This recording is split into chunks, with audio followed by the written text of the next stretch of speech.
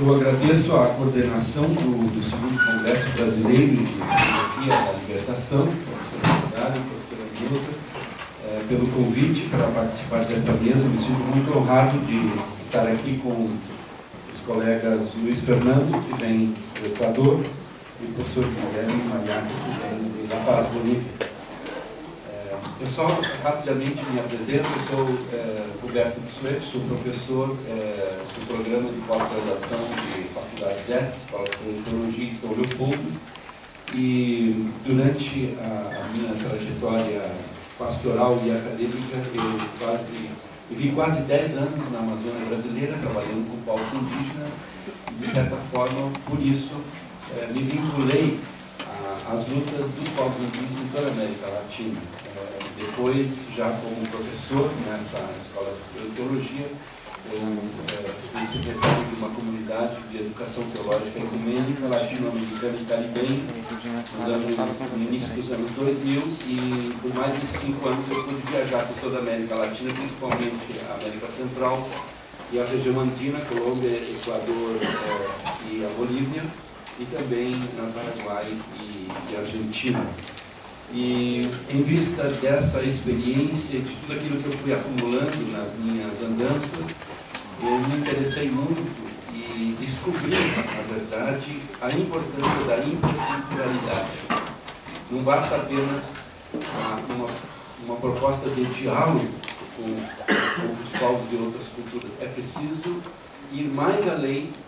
E o conceito que surgiu nessa caminhada histórica foi esse da interculturalidade. Eu queria só fazer uma breve referência a um texto que é muito importante para nós na filosofia da América Latina, do professor Rolf Betancourt, cubano, que vive na Europa, na Alemanha. Ele escreveu um livro editado aqui pela Nova Harmonia, traduzido e editado pela Nova Harmonia, sobre interculturalidade, onde ele faz uma crítica à forma como se formulou e se construiu uma filosofia na América Latina. Talvez a gente poderia dizer assim, a modo de um resumo, uma filosofia ainda por demais colonizada pelo pensamento europeu ou anglo-saxônico. Ele, por exemplo, diz que a primeira razão para a gente buscar uma outra forma de pensar a filosofia na América Latina é abandonar o vício antigo de um uso colonizado da inteligência. O segundo problema é o fato de nós estarmos presos a uma visão civilizatória tributária do projeto da modernidade centro-europeia. A terceira razão é uma razão muito prática. A filosofia latino-americana, digamos assim, clássica, só conhece 2 línguas: o espanhol e o português. Aliás, menos o português do que o espanhol. E aqueles que fazem filosofia com essas 2 línguas pensam que com isso cobrem todo o espectro filosófico. E esquecem que existem muitas outras línguas na América Latina. E cada língua expressa uma forma de pensamento. Outras línguas que se falam na América Latina não falam na filosofia latino-americana. Que esta não fale Aymara, Guarani, Quechua, Náhuatl, Cuna, Culina, Yanomami, Chavante e tantos outros povos que certamente têm uma contribuição a dar ao pensamento da humanidade. Isso é uma lacuna que precisamos registrar. E a última razão é que o projeto de uma filosofia latino-americana centrou-se na tendência de reduzir a realidade cultural da América Latina ao mundo cultural definido como cultura mestiça. Essa cultura é certamente latino-americana, mas nem toda a América Latina é mestiça, e a cultura mestiça não é uma expressão suficiente da diversidade cultural da América Latina. Há pouco tempo eu conheci, uns 10 anos para cá, eu conheci um filósofo suíço que, poderíamos dizer, se tornou um companheiro, um irmão dos povos andinos, e escreveu um livro que é já um marco na filosofia aqui da América Latina, chama-se Filosofia Andina, Sabedoria Indígena para um Mundo Novo. O professor Joseph Esterman viveu por mais de 20 anos lá nos Andes, aprendeu muito bem Aymara e Quechua, e justamente por ele penetrar no mundo Aymara e Quechua pelas línguas e pelo pensamento desses povos, ele conseguiu estabelecer de fato uma relação intercultural e de profundo aprendizado com esses povos e com aquela filosofia. Então, acho que tem coisas novas acontecendo na América Latina que vão revolucionar a filosofia que se faz nesta parte do mundo. Só para mencionar um conceito que talvez os meus colegas, quem sabe, abordarão, eu não sei bem ainda o conteúdo das suas apresentações, mas eu estou muito curioso para ouvi-los, é o conceito do summa kama ou summa causa. O primeiro na língua quechua e o segundo na língua aymara. E que em espanhol tem se traduzido como buen vivir e em português o bem viver. Esse conceito é tão importante para os povos andinos que ele passou a constar nas constituições, nas constituições mais recentes, tanto do Equador como da Bolívia. Evidentemente, não é um conceito que já está pronto, porque ele está sendo reconstruído pelos movimentos sociais daqueles países. E ele propõe uma outra maneira de se entender o desenvolvimento. Nós hoje temos uma dificuldade tremenda no Brasil para entender o que esses povos querem nos dizer quando falam do bem viver.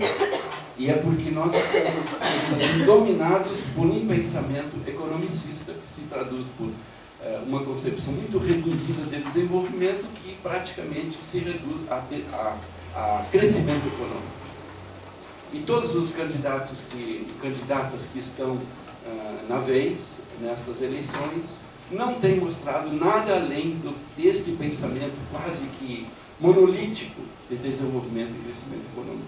Estes povos, como Equador e Bolívia, estão falando uma coisa que talvez daqui a 50 anos nós vamos estar compreendendo melhor, que é um desenvolvimento humano que integra a natureza, o meio ambiente e dialoga com toda a realidade, não apenas com os interesses meramente humanos e antropológicos, que se resumem aos nossos interesses como seres humanos. Tem um pesquisador italiano chamado Giuseppe De Marzo, que no ano de 2010 escreveu um ensaio muito interessante, Buen Vivir para uma Democracia de la Tierra, que foi publicado em La Paz, pela editora Plural. E o De Marzo termina o seu livro falando que a democracia que nós queremos para as próximas gerações, não só para o nosso consumo próprio, os nossos projetos atuais, presentes, a democracia que nós queremos para as gerações futuras precisa integrar no seu conceito a democracia da Terra. A Terra e todos os seres que vivem nessa Terra precisam fazer parte de um novo conceito de democracia, senão nós estaremos comprometendo a nossa vida desde agora e a vida das gerações futuras, nossos netos, nossos bisnetos e todos aqueles que virão e que estarão nos julgando daqui a 50 ou 100 anos. Então, eu acho que nós temos aí muitos temas a falar e, por isso, eu queria apresentar este tema que vai nos orientar nesta manhã com os nossos convidados especiais. O tema colocado pela mesa é Cultura, Latino-Americanidade e Pensamento Descolonial. Eu apresento inicialmente, então, o professor Luiz Fernando Sarango, foi reitor da Universidade Intercultural das Nações Indígenas e Pessoas Amaltaihuasi, Quechua, traduzido aqui assim, Casa da Sabedoria, no Equador. Realizou palestras na Conferência das Américas sobre Educação Internacional e em outras conferências internacionais sobre o tema da interculturalidade e da epistemologia indígena. Além disso, é coordenador da Rede Indígena Universidade Intercultural e consultor jurídico de diversas organizações indígenas do Equador. possui muitas publicações nesse tema da interculturalidade. Em seguida, vamos ouvir então depois o professor Guilhermo Mariaca Iturri, especialista em História Intelectual da América Latina, foi diretor-geral de Estratégia do Ministério da Educação, Aprendizagem da Bolívia, Departamento de Literatura, também trabalha na Faculdade de Humanidades e Ciências da Educação, na Universidade Maior San Andrés, em La Paz. Participou da fundação do Congresso Latino-Americanista América Latina, HALIA, das Jornadas Andinas de Literatura Latino-Americana, e como professor pesquisa literatura americana, a história da literatura boliviana, a crítica cultural na América Latina e a cultura chola na Bolívia. Ele recebeu o prêmio Casa de las Américas, El Poder de la Palabra. Passo então a palavra inicialmente ao colega Luiz Fernando, que fará a sua exposição, em torno de 30 a 40 minutos. Depois nós ouviremos de imediato o professor Guilhermo Mariaca e, após as falas de ambos, a palavra estará franqueada para o debate com a nossa assistência.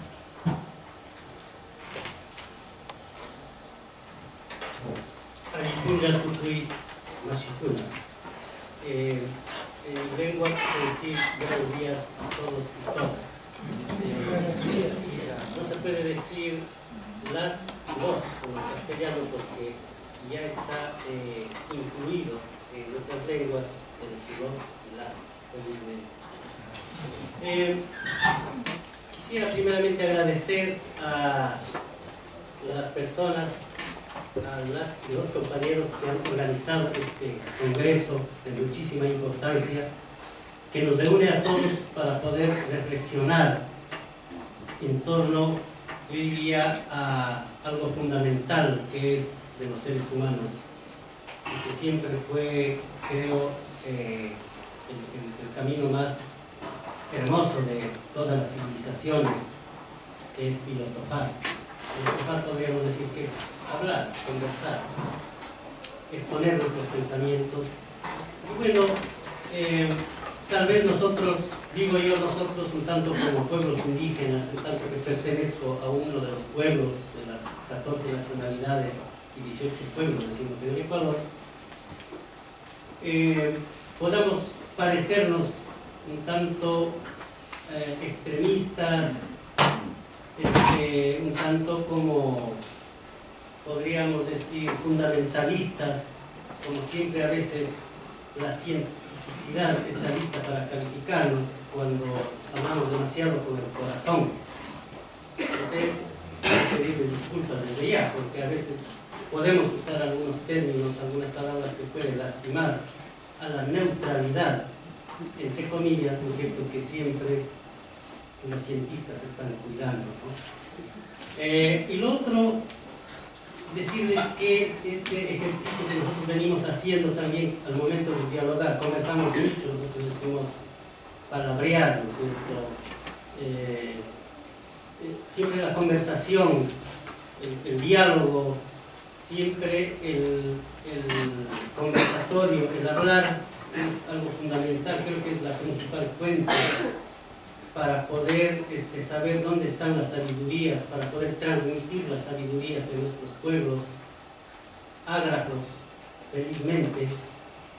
Y creemos que eso es fundamental porque aquí hacemos un ejercicio de nuestros pueblos originarios que se llama el Tincunacui. El Tincunacui es un ejercicio muy importante que recién lo descubrimos, también porque gracias a la colonización, ¿no es cierto?, otra vez de la educación, nos hicieron creer que no teníamos nada para contribuir a la humanidad. Entonces el Tincunacui rápidamente lo que quiere decir es que precisamente se requiere que hayan los diversos, que hayan los diferentes, y que nos juntemos en una mesa, por decir algo, en un espacio como aquí, para que esos diferentes, no los iguales, no, porque si ya somos iguales, ya nos conocemos, si ya todos comulgamos el mismo concepto, no serviría el diálogo.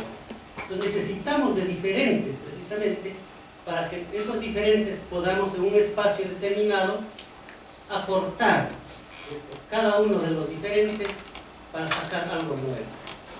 Eso más o menos se practicó mucho en el Tahuantinsuyo con los pueblos diferentes, inclusive en sistemas de organización. No hay que olvidar que inclusive en el proceso organizativo lo que llamaríamos, entre comillas, la anexión de los pueblos diferentes, no era tal anexión, sino era más la contribución, digamos, para constituir.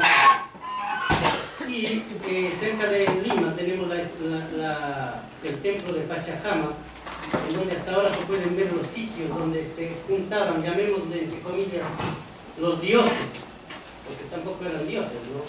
Eran más espiritualidades, digamos, ¿no?, de estos pueblos que se sumaban al Tahuantinsuyo y que sus divinidades iban siendo recolectadas, coleccionadas, digamos, en un templo en donde podríamos decir, se podría ver un ecumenismo incluso de la espiritualidad de estos pueblos que iban conformando el Tahuantinsuyo. Eso por un lado. Por otro, el título decía, el de la mesa decía cultura, latinoamericanidad, algo así, latinoamericanismo y pensamiento descolonial. Me permití, con la explicación que ya les hice, sacar la palabra latinoamericanismo, y creo que nuestro coordinador me ha ayudado a esclarecer el porqué, porque no estamos utilizando nosotros la palabra latinoamericano, porque de plano, de un plumazo nos sacaron con esa palabra nuestros filósofos y, bueno, quizás no de nada fe. Nos sacaron de un plumazo a todos los pueblos que no hablamos, que no tenemos lenguas de origen latino. Entonces, cuando me dicen, tú eres latinoamericano, digo, no, prefiero decir soy de la Via Yala. O por lo menos la palabra que acuñó, el nombre que acuñó José Martí, Nuestra América, que suena un poquito mejor, ¿no?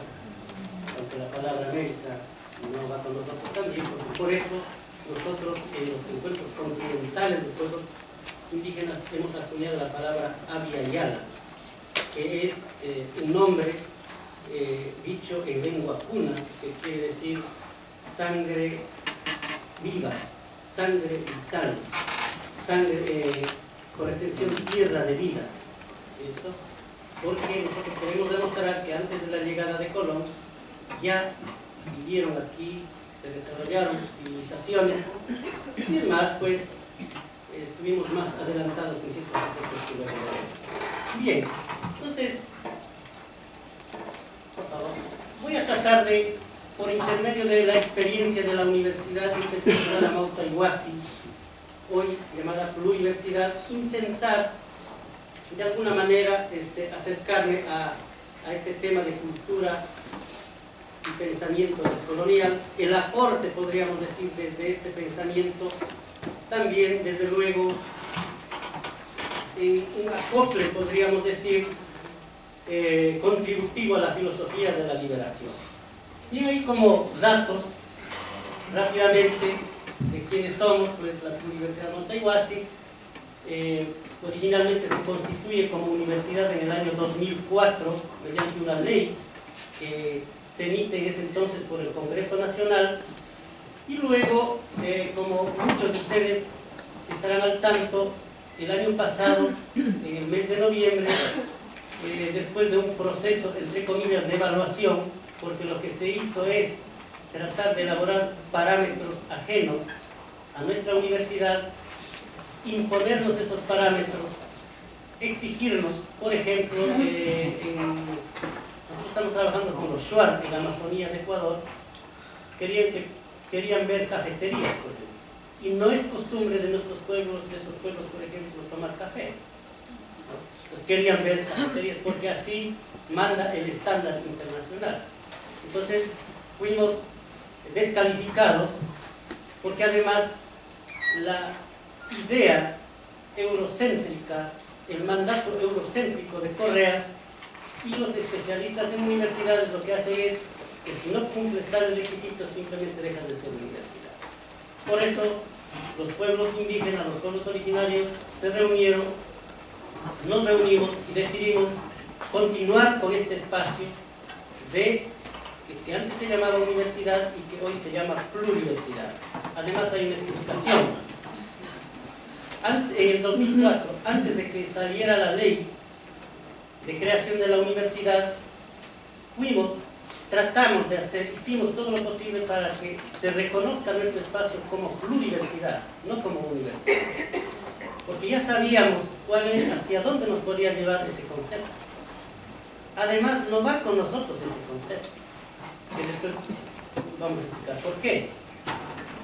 Porque además, así rápidamente, cuando estuvimos discutiendo en los pueblos y nacionalidades sobre el tema de la creación de la universidad, muchos de nuestros mayores dijeron: miren, ustedes andan tratando de crear una universidad para nosotros, pero es que no se dan cuenta, hemos pasado 500 años, ¿no?, de colonización, de desprecio, de destrucción, de desarticulación, gracias a los universitarios. Ustedes andan queriendo.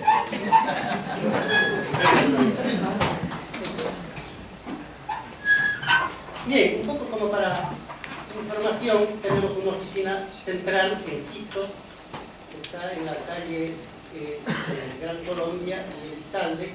Nosotros llamamos chácara para la parte andina, porque la chácara es el sitio, el huerto más o menos, en donde se cultiva no solamente el maíz, sino la diversidad de plantas comestibles y medicinales.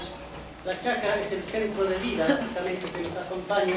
Entonces, en vez de decir campus, bueno, puede parecer a veces solo como cambio de nombre, pero más es el significado. Nosotros decimos chácara. Entonces tenemos una chácara central en las afueras de Quito, donde damos arquitectura ancestral, en Conocoto. La chácara en una comunidad que se llama La Esperanza, que está a 2 horas de Quito al norte, en donde damos agroecología.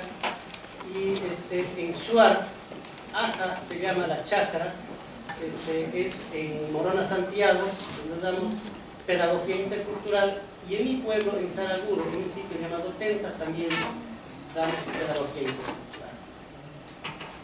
Un poco el mapa del Ecuador con la ubicación de las nacionalidades y pueblos indígenas. Ese mapa no se ve mucho, ¿no?, porque más se ve con las provincias y la administración, digamos la división territorial, política del Estado-Nación, pero este mapa casi no se ve porque eso es más o menos la ubicación de los pueblos y nacionalidades. Entonces estamos en esos sitios aproximadamente donde está la U, A y W para una ubicación. Es decir, que recién estábamos empezando, y nuestro objetivo fundamental era que en cada uno de estos pueblos y nacionalidades se creen chácaras o su equivalente en cada una de las lenguas.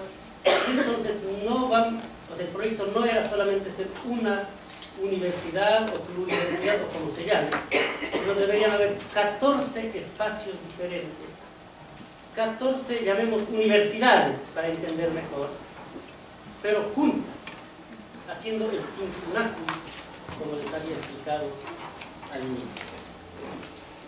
Bueno, la misión, nuestra minga, es decir, nuestro quehacer, decimos nosotros queremos la formación de los talentos humanos, con esa relación profunda con la madre tierra. Pero bueno, ahí no es solamente la palabra de interrelacionarnos.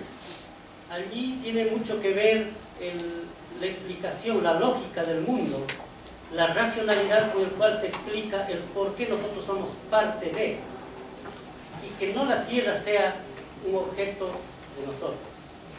Bueno, en eso yo creo que ya los filósofos nos habrán explicado, pero también de nuestra parte queremos aclarar que ahí no solamente, reitero, es una palabrería, sino el hecho de cómo se conceptúa el mundo cambia radicalmente las reglas del juego.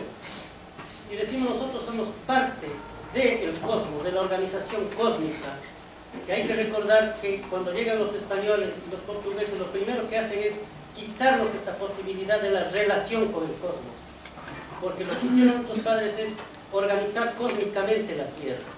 Al momento en que nosotros adoptamos la posición, el mandato bíblico de que tú eres el dueño de la tierra, entonces cambiaron las reglas del juego. Nosotros tenemos que usar ahora a la tierra, nosotros vemos a la tierra como objeto, como mercancía, entonces ha cambiado la regla del juego. Pero si decimos nosotros somos parte de la tierra no me pertenece, yo pertenezco a ella, o como dicen otros mayores, la tierra que tengo no es mía, es de mis hijos, y mis hijos dirán lo mismo, entonces cambia la regla del juego. Solo ahí entendemos de que incluso las reglas de lo ético, digamos, respecto de mi vida, la bioética, es diferente a la bioética que si es que no existe en el capitalismo. La visión, obviamente, queremos nosotros intentar apoyar, no queremos ser los líderes como tal, sino apoyar a que nuestros hermanos, los pueblos originarios, y no solamente los pueblos originarios, para nosotros el sueño más grande sería también que los mestizos, podríamos decir, de la llamada América Latina pudiéramos retomar con ojos propios, sin ningún tipo de vergüenza, porque hay un problema, yo veo, y el problema más grande es la vergüenza, que nos digan que somos indios, y no nos ha permitido elaborar, ¿no es cierto?, una propia filosofía, una filosofía inclusiva, una filosofía plural desde nosotros para aportar a la humanidad. Eso también es parte de la visión. Bueno, entonces nosotros elaboramos, bueno, antes del 2004 nos dijeron, bueno, ustedes andan tratando de armar una universidad, y los universitólogos nos dijeron, pero ustedes están locos porque no podrían avanzar. Definitivamente el proyecto no tendría sentido porque ustedes no tienen clásicos, ustedes no han escrito nada. En ese proyecto deben tener gente que haya escrito demasiado y ustedes no tienen absolutamente nada. Entonces, bueno, nosotros de alguna manera lo que hicimos quizás un ejercicio. Tratamos de hacer un proyecto, una propuesta conjunta, y a ese proyecto, bueno, está en este pequeño libro que está ahora en inglés, en español y está en quichua, en una de las lenguas nuestras. Y se llama Aprendiendo en la Sabiduría y el Buen Vivir. Esto es antes del 2004, antes de que llegara Correa, mucho ojo, porque por ahí Morín y otros andan diciendo que el buen vivir es un invento de Correa. O sea, Correa es tan hábil que puede hacerlo creer al mundo cualquier cosa, ¿no? Entonces, también nosotros le llamamos capa ñan. En quichua, el capa ñan, capa, quiere decir más o menos lo exacto, lo matemáticamente exacto, no necesariamente lo grande. Capa quiere decir algo así como lo fundamental, digamos, lo principal. Entonces, ñan significa camino. Recuerden ustedes que había un camino que no solamente estaba trazado de Quito a Cusco, sino venía desde el norte de la Argentina y Chile hasta el sur de Colombia. Un camino empedrado, a veces con túneles, con puentes colgantes, que era un sistema de comunicación. En 1492, cuando llegan los españoles, dicen, oiga, ya quisiéramos tener este camino allá, ¿no? Porque recuerden que ni siquiera España había cuando llegan acá los llamados españoles, que después además se autopusieron ese nombre de españoles, ¿no?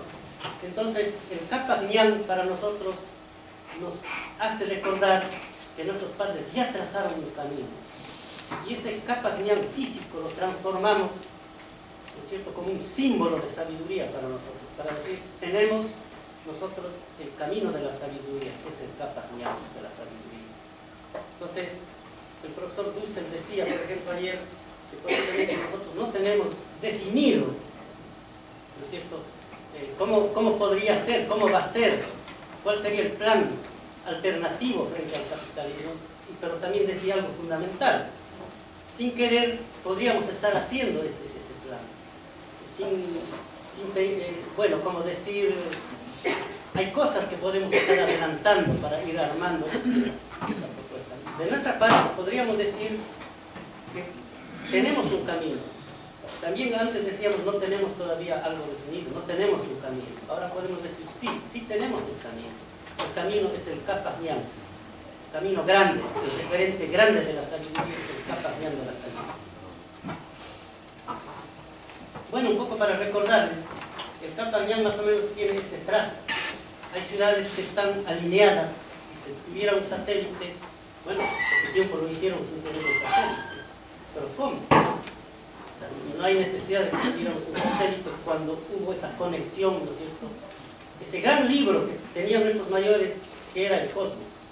Si conocían el cosmos, y si conocían la organización cósmica, y si sabían que nosotros éramos parte del cosmos, podían haber hecho este trazo como lo hicieron, ¿no? Entonces hay ciudades que están alineadas, como Oruro, tenemos Cusco, tenemos Cajamarca, por ejemplo, ¿no? Obviamente Tiwanaku va hasta Potosí. Si miráramos ahora desde arriba, ese es más o menos el trazo del Kapagyan y tiene mucho que ver después con la alineación, digamos, con la organización, ¿no es cierto?, de nuestro sistema alrededor del Sol. Bien, un tanto para también ahí mismo explicar, nosotros organizamos nuestro pensamiento en base a la chacana.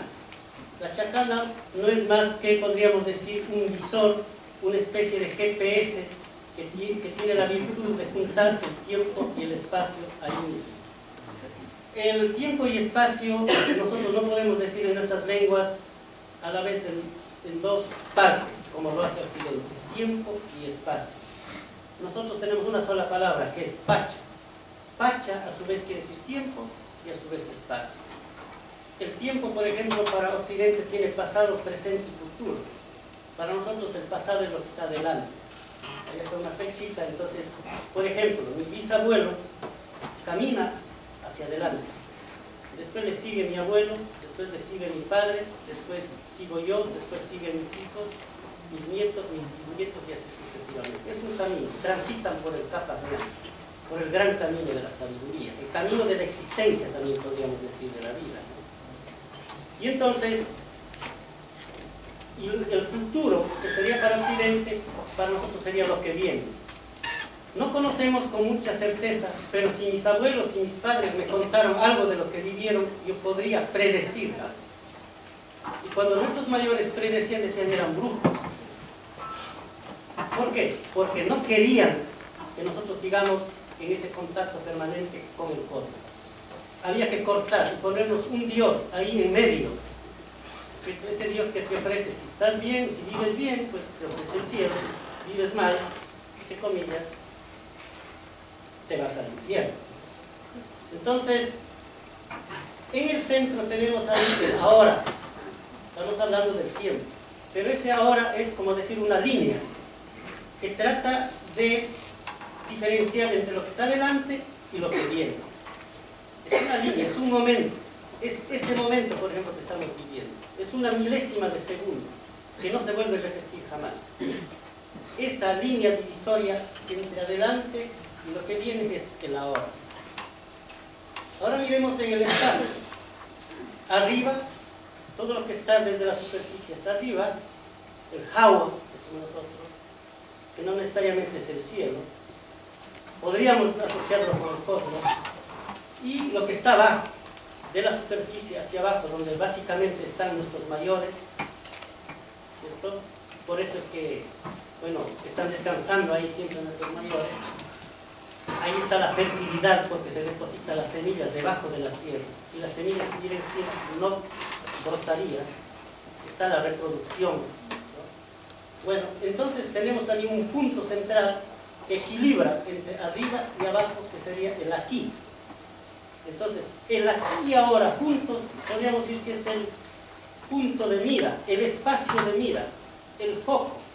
¿Cómo podríamos decir más? Es el lente que te permite ver a cualquier persona, a cualquier comunidad y en cualquier momento, en cualquier tiempo, el aquí y el ahora. Esa es la esencia más o menos de la chacana, no sé si me hago entender. Chacana viene de la palabra puente. Puente entonces entre el tiempo y el espacio. Entre los diferentes tiempos y entre los diferentes espacios. Además hay tiempos diferentes, obviamente. El tiempo pequeñito, inmediato, que sería el ahora. el tiempo de la vida, en esa raya que yo les presento ahí, puede ser 1 milímetro mi vida. Pero también hay una vida larga, que podría significar millones de años, que es, por ejemplo, la vida de los planetas, la vida de los cuerpos celestes, un poco como para diferenciar.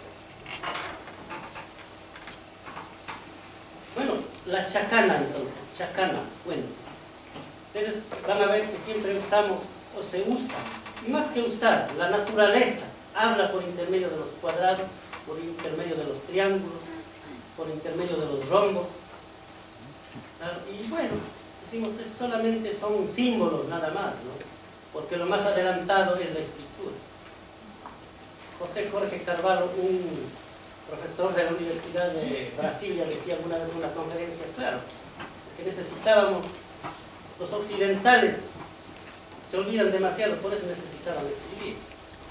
Y es cierto, porque en nuestras comunidades todos los días hablamos de lo que sabemos. ¿Para qué escribir? Estamos usando todos los días. Además los libros se guardan. ¿O no? Los otros colegios no se guardan, se usan. Occidente paraliza el conocimiento. Nosotros, en cambio, lo usamos en movimiento. Esa es la gran diferencia. Me acuerdo cuando hacían la clase de ciencias naturales, la profesora nos mandaba a matar insectos, ¿no? Y traíamos los insectos disecados, pobres insectos, para aprender ciencias naturales. Pero ahí yo ya me daba cuenta de que no había necesidad de matar.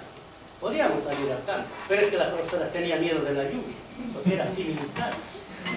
No tenía zapatos, no sé, adecuados para salir de la lluvia. Esa es la gran diferencia, ¿no es cierto?, entre estos dos mundos. El cuadrado no surge de cualquier lado, surge de la constelación de la Cruz del Sur, que lo vemos casi todos los meses de mayo. Nosotros celebramos inclusive ya católicamente las fiestas de las cruces, los 3 de mayo. No sé, me parece acá también. Incluso he visto en la bandera de Brasil, ahí está la constelación de la Cruz del Sur. No sé si lo pusieron conscientemente o no, habría que averiguar. Pero esta constelación de la Cruz del Sur a nosotros nos permite, a nuestros matemáticos, recordemos que las matemáticas acá empiezan no por los números, sino básicamente, ¿no es cierto?, por todo lo que tiene que ver básicamente el cuadrado, el triángulo, estas figuras, ¿cierto?, por la geometría básicamente. A partir de ahí se desarrolla la matemática. Entonces, muy fácil, digamos, solo viendo, muy fácil, ¿no? No creo que sería tan fácil, además matemáticamente, explicar. El cuadrante que hace la cruz, o sea, entre esas dos estrellas que hacen aparentemente esa cruz, es la parte de un cuadrado. Y el segmento más largo es la diagonal del cuadrado. A partir de ahí se da un salto y se habla de la proporción sagrada. ¿Cuál es la proporción sagrada? Aunque el término sagrado otra vez nos está llevando al occidental. Sería la proporción exacta, la proporción matemática, ¿no? Porque nosotros decimos, nosotros lo que hacemos es proporcionar, ¿no? Constituimos, ¿no es cierto?, desde lo que dan, tanto en el pensamiento y en los hechos de los pueblos originarios. Entonces, a partir de este salto, ¿qué es lo que se desarrolla? Se desarrolla la posibilidad de unas matemáticas basadas en la cuadratura del círculo. Entonces, la proporción sagrada es un círculo, o no sé si estoy mal, una circunferencia en el cuadrado en la circunferencia. Si cuando ves un cuadrado, automáticamente podíamos ver una circunferencia. Y cuando veo una circunferencia, automáticamente puedo ver un cuadrado. En Occidente podría ser difícil, pero si podemos trazar en un cuadrado perfecto una circunferencia, es posible. Entonces surge la forma de demostrar de que están juntos la dualidad complementaria. Por decir algo, el cuadrado simbolizaría al hombre y la circunferencia simboliza a la mujer. Dualidad complementaria. Se desarrolla toda una filosofía en términos de que es necesario el día, la noche. Se desarrolla toda una filosofía en el sentido de que es necesario el frío y el calor. la luna, el sol. Dualidad complementaria para que haya movimiento. Entonces, no es tan extraño que podríamos deducir que aquí, para que se desarrolle, para que se produzca la vida, para que haya existido la Pachamama, la Madre Tierra, desde el punto de vista cósmico, tuvo que haber un movimiento, tuvo que haber algo, un estallido, y coincide entonces con la teoría del Big Bang, porque los estallidos, los movimientos no se producen porque sí, se producen cuando hay dos fuerzas, cuando hay un choque básicamente, y cuando decimos que la vida es movimiento, es producto de hombre, mujer, por ejemplo, noche, día, frío, calor, semilla depositada, por ejemplo, en la tierra, dualidad complementaria, que no se contradicen, sino se complementan. Bueno, un poco como para ilustrar entonces de dónde viene la chacana. Esos cuadraditos que a veces se ven como logos y no salen de cualquier lado. Además tiene que ver con el recorrido que hace el sol, ¿cierto? Con los solsticios y los equinoccios. Ese segmento donde dice Kapagnian, que tiene, ¿no es cierto?, podríamos decir una inclinación de 22 grados, 30 minutos, es justamente el movimiento de nutación que hace la Tierra. Decimos nosotros en mi pueblo, es como la Tierra, como un borrachito, ¿no? Que no está siempre recto, sino va inclinado, ¿no? Y esa inclinación es de los 20 grados, 30 minutos. Entonces, por ahí viene toda esta explicación de la chacana, que no es sacada del estómago, digamos, como decimos vulgarmente, sino que es todo un producto de un desarrollo matemático propio de nuestros matemáticos. Recordemos que los chinos y los amautas ya sabían el pi, que en ese entonces, como siquiera unos 1000 años antes, ¿no es cierto?, de que lo maten a Galileo. Porque recuerden ustedes que la iglesia cristiana era la encargada de decir, ¿es válido o no es válido? Resulta que a Galileo lo matan porque, bueno, no estaba no lo habían permitido todavía de que su teoría se esgrima a nivel del mundo, porque se contradecía precisamente con los autorizados, así como ahora son las universidades, quienes mantienen, ¿no es cierto?, la cientificidad, y ellos tienen que decir, ¿es válido o no es válido? Por eso también a nosotros no nos gustaría, y vamos a luchar para que se restituya nuestro espacio, pero ya no nos gustaría llamar universidad, porque tenemos que luchar para que se llame universidad. Bueno, la chacana ahora sí un poco ya entendemos, porque si solo les mostraba esto, claro, es un dibujito nada más, ¿no? Entonces decidimos organizar la universidad chacanística, ¿no? Dijimos, usemos la chacana para organizar la universidad. No vamos a organizar en facultades, escuelas, ni institutos, ni nada de eso, porque eso significa fragmentar, como efectivamente han fragmentado la ciencia. Es decir, ahora hay hasta la hiperespecialidad. Sabemos que hay médicos que se dedican, por ejemplo, solo a la uña. Y ya no podrían hacer una cirugía, me imagino. Ya no podrían darte una receta para la gripe, por decir algo. ¿Por qué? Porque han llegado a ese extremo, ¿no es cierto?, de la hiperespecialidad. Dijimos, nosotros necesitamos ese conocimiento holístico, ese conocimiento integrador, más o menos como decir, queremos ser un todólogo, pero con énfasis en, para no perder esa esencia del ser humano que debe conocer algo del todo. Entonces, los 4 elementos de la vida, que coinciden además con lo que manejan las civilizaciones como los chinos, los hindúes y otras civilizaciones milenarias, excepto Occidente, porque ahí también hay que discutirlo seriamente, digamos, cómo este paradigma civilizatorio occidental, podríamos decir que forzadamente se erige, ¿no es cierto?, como un paradigma civilizatorio que hegemoniza al mundo en lo posterior. Entonces, un poco para entender, nosotros decimos que arriba sería el yachay, el saber, abajo el hacer. Bueno, hay que verlo en un plano más bien horizontal, porque nuestro es un poco más horizontal. Saber, hacer, ¿cierto? Allá es el poder y acá es el querer. Pero ese poder no es el poder político. El poder hacer. O sea, puedes hacer algo. Estás en la capacidad de hacer algo. Tienes que demostrar esa posibilidad de hacer algo, de realizar. Y acá el querer no necesariamente es solamente amar, ¿no? Es trascender también. Es intuir también. Pero en el centro siempre estará la vida. Porque hay que recordar que los proyectos nuestros se inspiran en la vida, se hacen en la vida, y el objetivo fundamental es la vida. La vida es el centro, es ese visor que digo yo de la chacana, ¿no es cierto?, del tiempo y el espacio, que básicamente es la vida.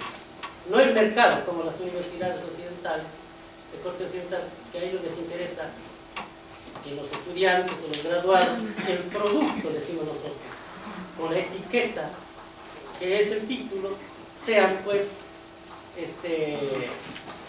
como bajo el mandato del Banco Mundial, es cierto, que sean competitivos, ¿cierto?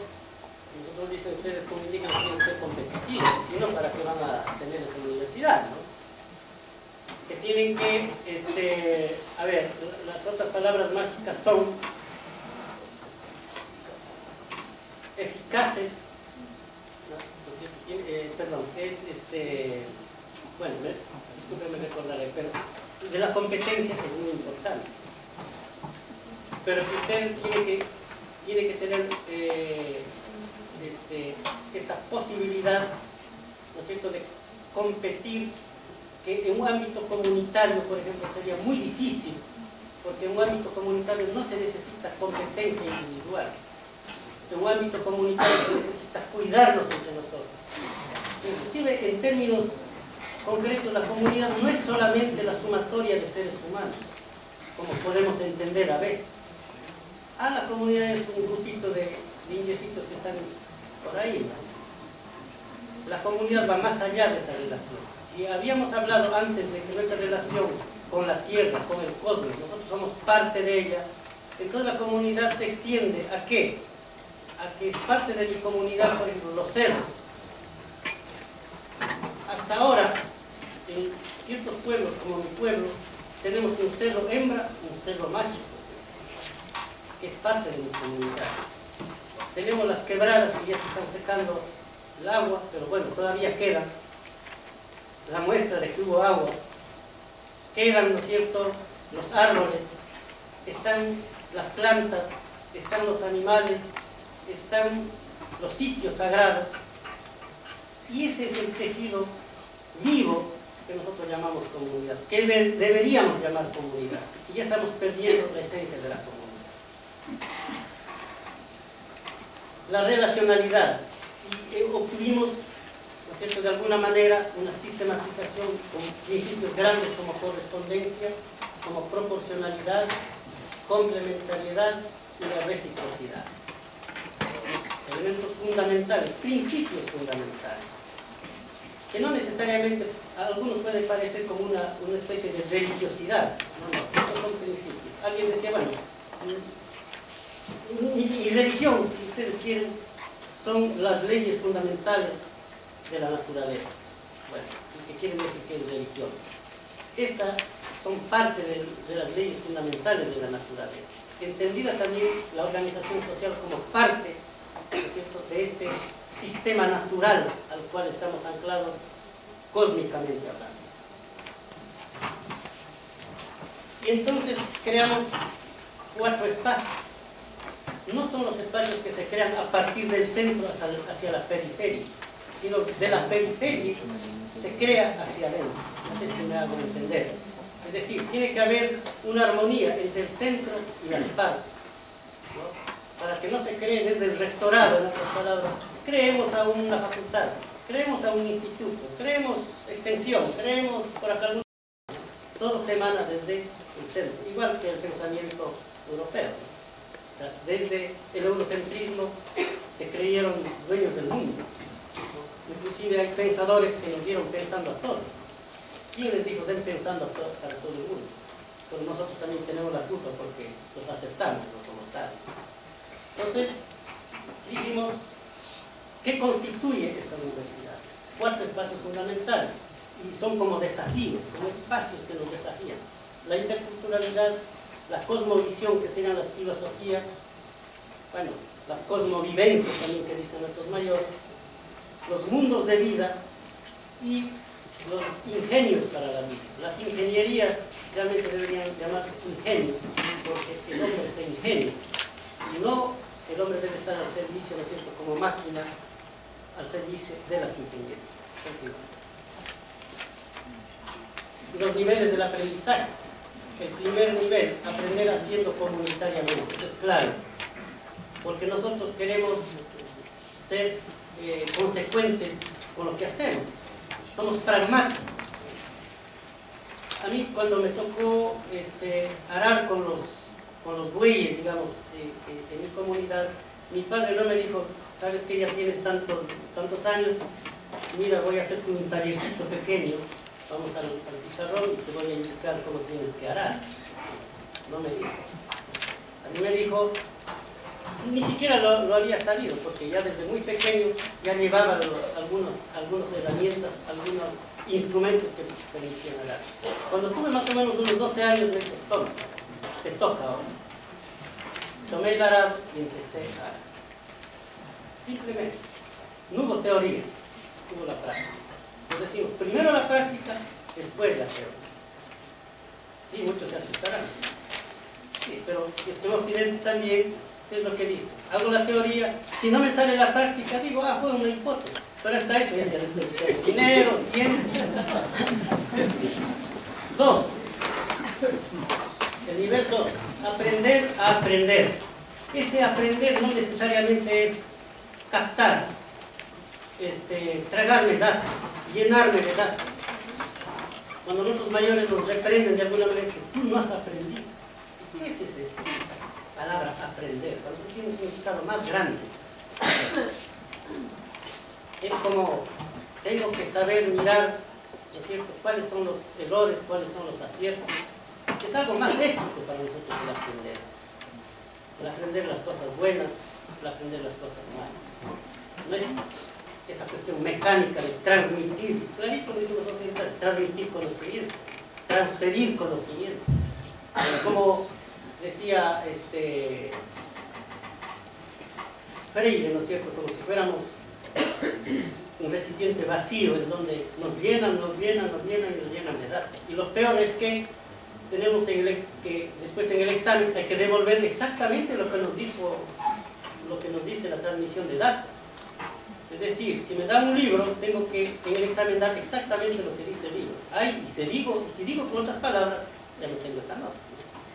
Es un juego de bobos, ¿no? Te doy datos, me devuelves datos. No es nada más.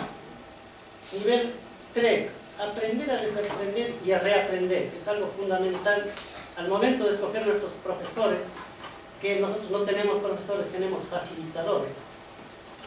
Entonces algunos indígenas que acababan de venir de Estados Unidos decían, vea, yo soy un PhD y quiero ser profesor en esta universidad, pero yo quiero ganar por lo menos $5,000, porque miren ustedes que la capacitación mía no es cualquiera. Acabo de venir de la Universidad de Illinois, por ejemplo, yo decía, muy bien, te toca desaprender y reaprender, porque lo que te enseñaron en Estados Unidos no puedes aplicar aquí en la universidad. ¿Qué es eso? Desaprender y reaprender. Te pongo un ejemplo.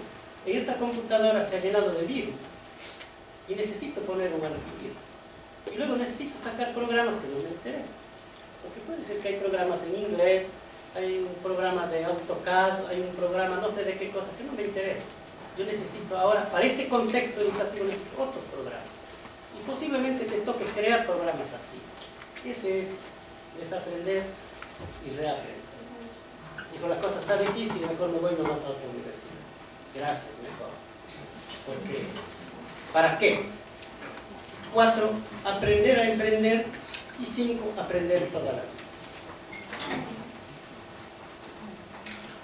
En el desarrollo del, podríamos decir, en el desarrollo, ¿no es cierto?, ya de la chacana curricular, nosotros decimos los ciclos referentes al conocimiento, nosotros tenemos 3 momentos.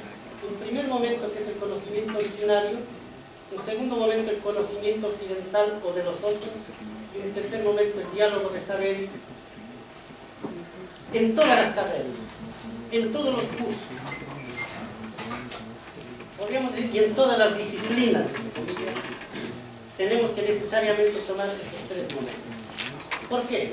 Porque tenemos que escarbar el conocimiento de los pueblos originarios. Existan o no escritos, mejor si es que no están escritos, para poder conversar con nuestros mayores, con nuestros sabios en la comunidad. Sabiendo que el aula no es solamente esta casa, sabiendo que para nosotros el aula es la comunidad.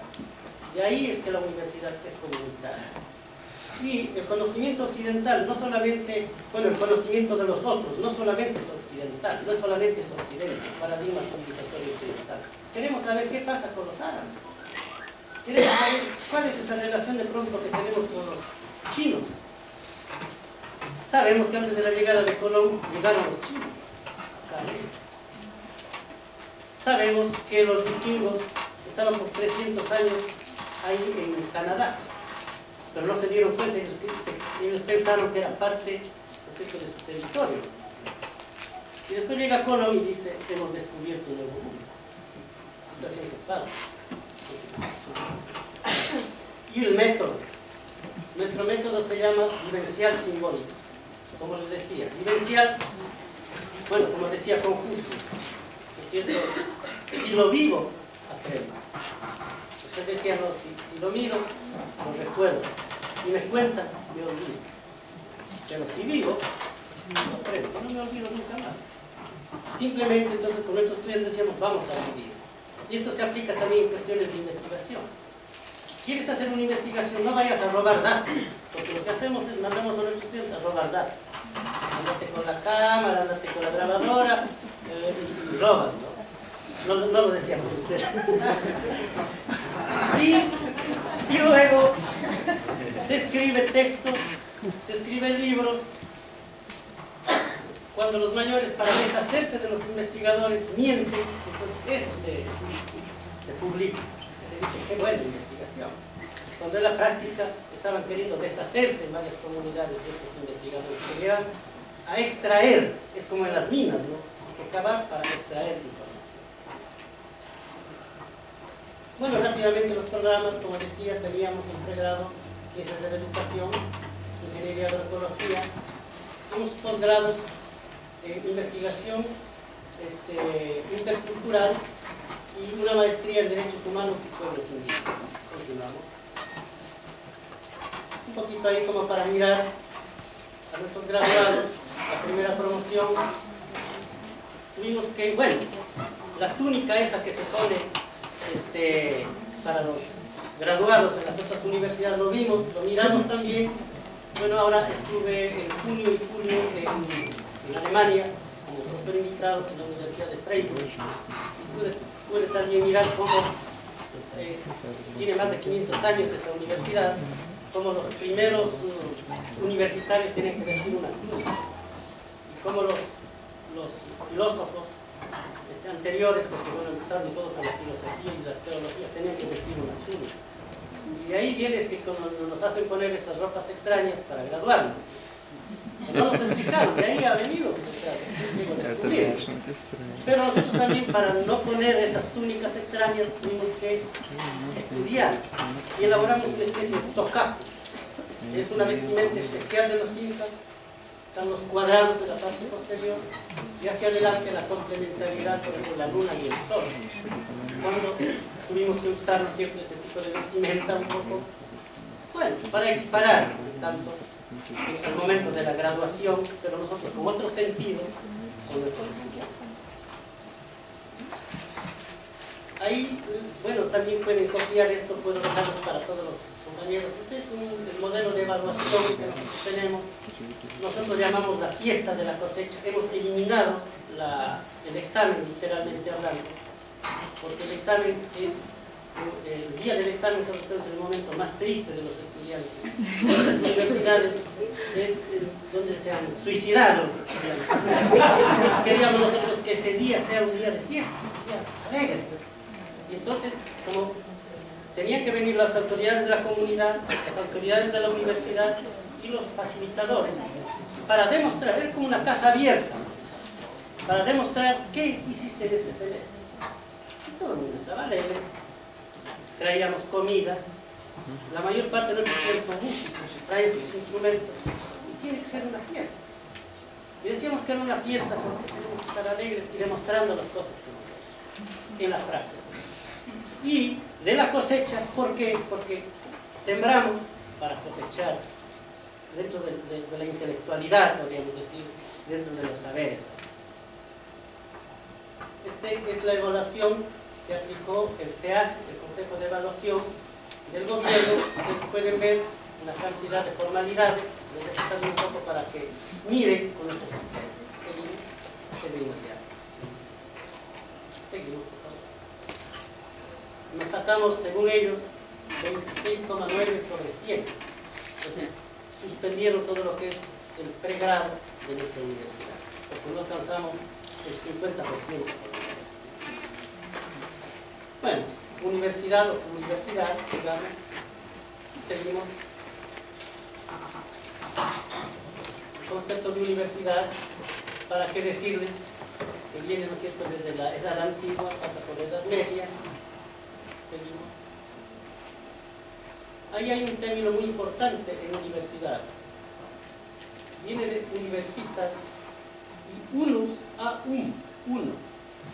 Nosotros decimos que, bueno, viene de un solo Dios, un solo Rey, universo, fuente única, única verdad, ¿cierto? Que está en contradicción con el universo. Pluriversidad, nosotros creemos que es importante desarrollar sobre todo esta actividad del pluriversidad, que existan los diferentes. Es importante que existan los diferentes para poder establecer, ¿no es cierto?, un espacio de diálogo de saberes con equidad de género. Bueno, un poco la comparación de qué es la vida universitaria y qué queremos cambiar precisamente. Solo para terminar entonces, ¿cuáles serían las ventajas de la pluriversidad? O cómo se llama.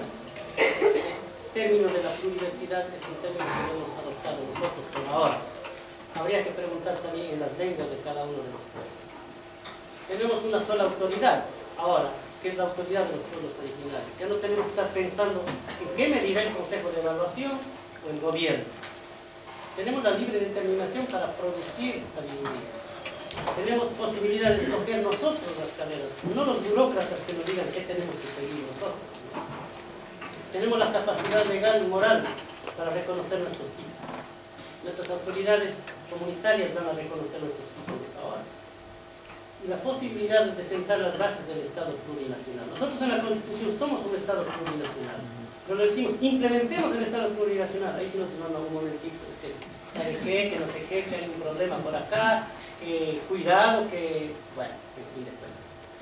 La desventaja nos han hecho creer de que sin la legalidad de ese Estado plurinacional, de que sin la legalidad de ese gobierno, de que sin la legalidad del moderno Estado-Nación, como dice Quijano, no somos nada.